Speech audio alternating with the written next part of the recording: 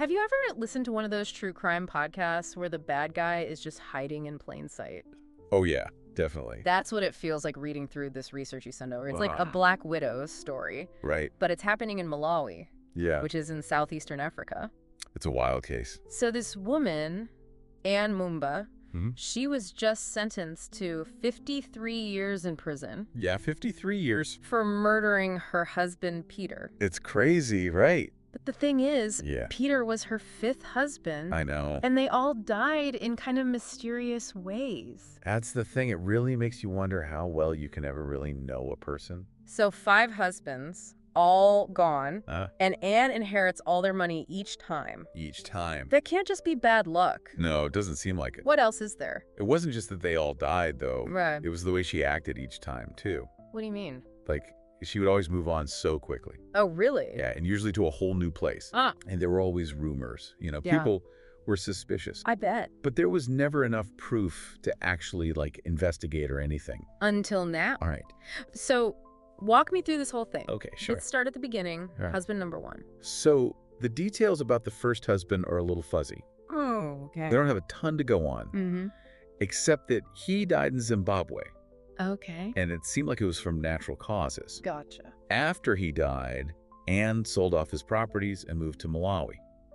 Interesting. Yeah. So she moves to Malawi, Uh-huh. and that's where she meets husband number 2. Exactly. Yes. Husband number 2 was Brigadier Manda, Okay. and he died about a year after he and Anne got married And how did he die? from complications from AIDS. Mm-hmm. He had HIV, we know that, Okay. but he got sick really quickly. Really? Yeah, and that made some people wonder. I can see why. Yeah. So we're starting to see a pattern here. Right. Husband dies and gets his money, but I mean, it could still be a coincidence at this point, I guess. I mean, yeah, it's possible. But then you said there's husband number 3. Right, Mr. Shungala. What did he do? He was a flight captain, Wow. and he died super mysteriously. You're kidding. Just 4 months after they got married. What happened? We don't know. Really? Yeah, it doesn't say what caused his death, Huh. but it was sudden. So 3 husbands dead, Yeah. and every time Anne ends up with more money, hmm when did people start to put 2 and 2 together? It seems like they were suspicious pretty early on. Really? Yeah, but it was tough to, prove anything. Oh, I see. Malawi's culture is really big on respecting the dead and their families. Makes sense. So saying someone killed someone else is a huge deal. Yeah, of course. And it gets complicated because they have their own traditions on top of the regular laws. Okay, so maybe people didn't want to say anything without being absolutely sure. Right. So what about husband number 4? Husband number 4 was an older guy. Mm-hmm. He had a lot of money, but he was already pretty sick. Okay. He died less than a year after marrying Anne. And what did he die from? Again, the reports don't say, Huh. but it sounds like he was already close to death anyway. So maybe Anne just saw an opportunity. Yeah, it's possible. Like she found someone who was weak and about to die, Yeah, and she wanted his money. it's a little creepy to think about, isn't it? It's scary. Taking advantage of someone like that. Totally. And it's important to remember that in Malawi, taking care of your older spouse is like a really big deal. Okay. It's a tradition they take very seriously. So if Anne did do something wrong, Yeah, she would have had to do it in a place where everyone trusts each other and family is super important. right. It would be easier to hide something bad. Exactly. So that brings us to husband number 5. Right, Peter Mumba. And this is where things start to get interesting. Yeah, this is where the case really comes together. Tell me about him. So Peter and Anne were married for 6 years. Oh, wow. That was her longest marriage by far. Interesting. He was a professor at a university, Hmm. and he was about to get a big retirement payout. Ah, so there was even more to gain this time. Right. What happened to Peter? So it's April 2020. Okay. Peter gets sick at home in Lilongwe. What kind of sick? He was in a lot of pain, rolling around in bed. Oh, no. Anne called Peter's brother to tell him something was wrong. Okay. And then, with the housemaid's help, she gets Peter into the car to take him to the hospital. Seems like a normal, caring life so far. Right. What's the catch? She drove him to a hospital that was much farther away than the closest one. That's weird. Right. Why would she do that? That's what the investigators wanted to know, too. I bet. Was she trying to buy time? Oh. Like, did she need to do something before he got to the hospital? Yeah, that's suspicious. We don't know for sure. It definitely seems like something's not right. Yeah. So what happened at the hospital? Sadly, Peter died as soon as they got there. No, so Peter dies at the hospital. Yeah. And I would think at this point the police would have to be suspicious. You'd think so, right? Right. But here's where the culture in Malawi makes things complicated. Okay. They're really big on respecting what the family wants when someone dies. Mm-hmm. So they don't usually do autopsies. Oh, really? Yeah, unless they're pretty sure there was a crime. I see. So even though Anne's already had 4 husbands die, Right. no one really looked too closely at what she did after Peter died? Not as closely as they might have in other countries, no. Gotcha. And Anne seemed to know exactly how things worked. What do you mean? Instead of getting an autopsy, Yeah. she insisted on burying Peter right away. Really? Yeah, she took his body back to his hometown and buried him without even finishing all the traditional stuff. Hold on. Yeah. What traditional stuff? Oh, good question. What is that? So, in a lot of Malawian culture, Mhm. they have all these ceremonies and customs they do after someone dies. Okay. Like there are certain times you have to mourn Mm-hmm. and rituals to clean the house and prepare the body.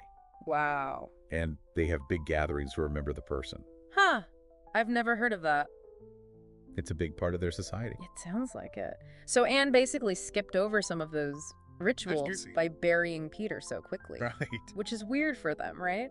Yeah, it made people wonder. Like she was hiding something. Maybe. What else did she do that was strange? Well, right when they got back to Lilongwe, Okay. Anne fired their housemaid. Their housemate. That's so random. Right. Why would she do that? It's hard to say for sure. Mm-hmm.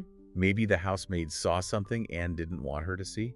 Oh. Or maybe Anne just didn't want anyone around who could contradict her story. Yeah, that makes sense. Whatever the reason, it just made the whole thing seem even more suspicious. So we have all these suspicious deaths, Yeah, a rushed burial, and now a key witness is gone. this is where things start to unravel for Anne. How so? It's all thanks to 2 women, Okay. the housemaid and Peter's first wife. Okay. So the housemaid started telling people what she thought really happened. What did she say? She was convinced that Anne poisoned Peter. Wow, she's brave for speaking up. It couldn't have been easy. Yeah, especially in a place where they take those kinds of accusations so seriously. Exactly. But she was right, And it's a good thing she did. because if she hadn't, Yeah. we might not be talking about this now. It's true, her bravery was crucial. What about Peter's first wife? She was living in the UK, Okay. and she heard the rumors. Oh, wow. And she immediately thought something was fishy. I can't even imagine what that must have been like for her. To lose your husband like that, And then to find out there might be more to the story. awful. So what did she do? She was determined to find out the truth. Yeah. So she started pushing to have Peter's body dug up, Wait, dug up. exhumed, Oh, so they could do an autopsy. that must have been a big deal. Huge. Both for, like, actually getting it done Yeah. and because of their culture.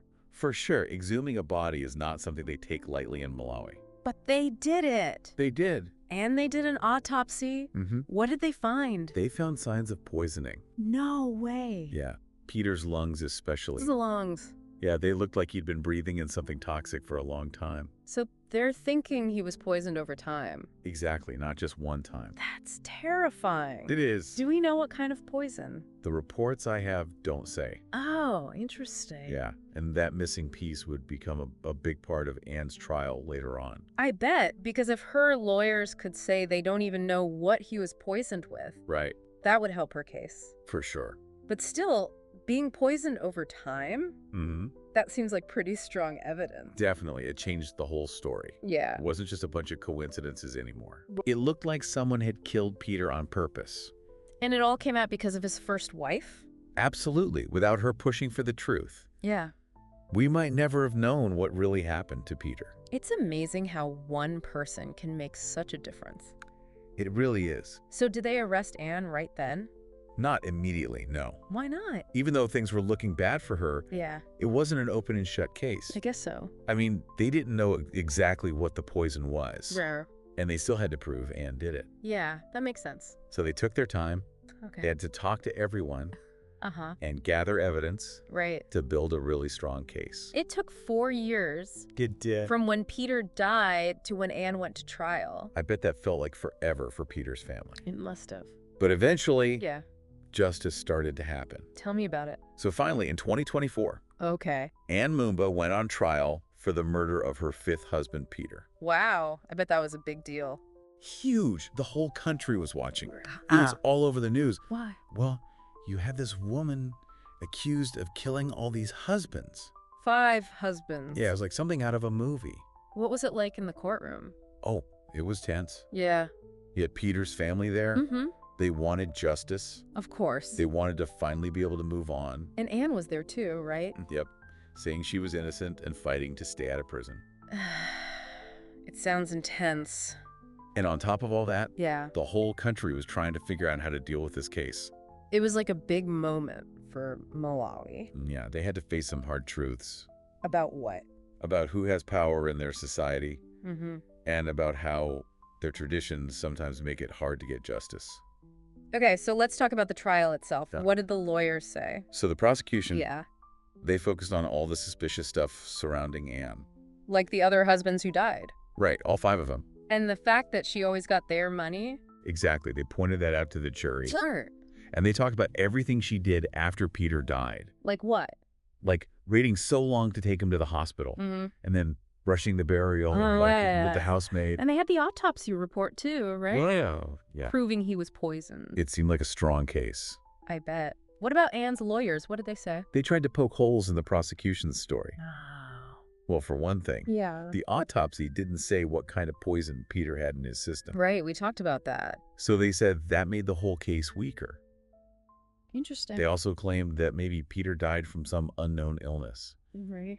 Yeah, and that Anne was just a sad wife who was trying to follow tradition. So basically, they were trying to make the jury doubt that she was guilty. Exactly. They wanted them to think that even though things looked bad, Mm-hmm.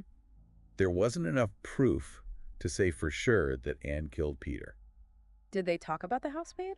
They did. They tried to make her look bad. Like she was lying. Right, like she had her own reasons for wanting to blame Anne. So it was like a classic courtroom battle. Totally. One side trying to prove their case, Mm-hmm. and the other side trying to tear it down. Exactly. Did Anne testify? She did. Really? Yeah, she told the jury she was innocent. Wow. She said she loved all her husbands, and that was all just a tragic coincidence. I bet that was intense. To be in that courtroom. With everyone watching her. Mm-hmm. Waiting to hear what she would say. What did people think of her? The reports say she seemed pretty calm. Hmm. She stuck to her story the whole time. So some people probably believed her, I'm sure. and some people probably didn't. Right, it was up to the jury to decide. What a story. It is, right. So after all that back and forth, Yeah, what did the jury decide? This is heavy stuff. it really is. I can't imagine what it was like to be in that courtroom. Especially for Peter's family. Right?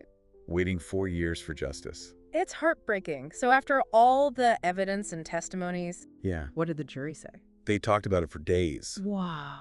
And in the end, they decided Anne was guilty. Guilty of murder. Guilty of murdering Peter. Wow.